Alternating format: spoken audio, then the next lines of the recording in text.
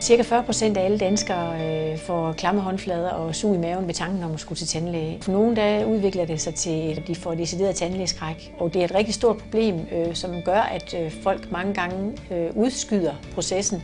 Så kommer man først afsted efter mange år, så kommer man også afsted med en stor bunke problemer. Hej Connie. Hej Hanne. Så bliver det tid igen. Dejligt at se dig. Dejligt at se dig også.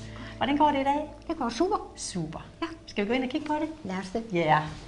Da jeg mødte Connie første gang, der var hun meget trykket og var bestemt ikke særlig glad for situationen. Hun fortalte mig heldigvis ret hurtigt, at hun var bange for at være til tandlæge. Så skal du lige have den her serviet på.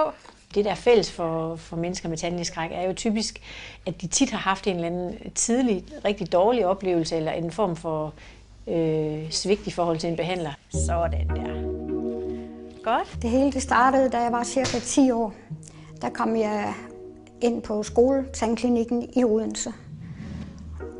Og der er jeg så uheldig at komme ind til sådan en meget stor, mandhaftig, mørkhåret dame.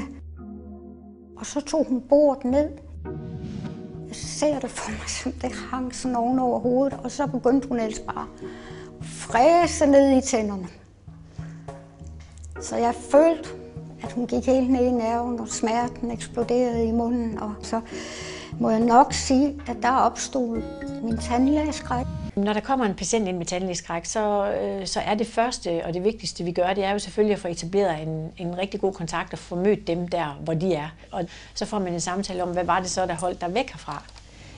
Og der er det jo rigtig tit, at vi så kan komme ind og sige, jamen det kan vi faktisk godt hjælpe dig med, fordi vi har en hel masse værktøjer. Er den okay der? Ja. Vi kan sørge for, at vi holder aftalerne, og det er dig, der får lov til at bestemme farten. Og kommer du her hyppigt, så bliver du vendet til det, og på den måde kan du komme af med din tandlægeskræk og træne dem i at fokusere på det, der er gået godt. Som tandlæge er det jo en fantastisk opgave at være med til at behandle folk, der har tandlægeskræk. Det er jo meget meningsfuldt at få lov til at være med i den proces og gøre, at man får stor arbejdsglæde.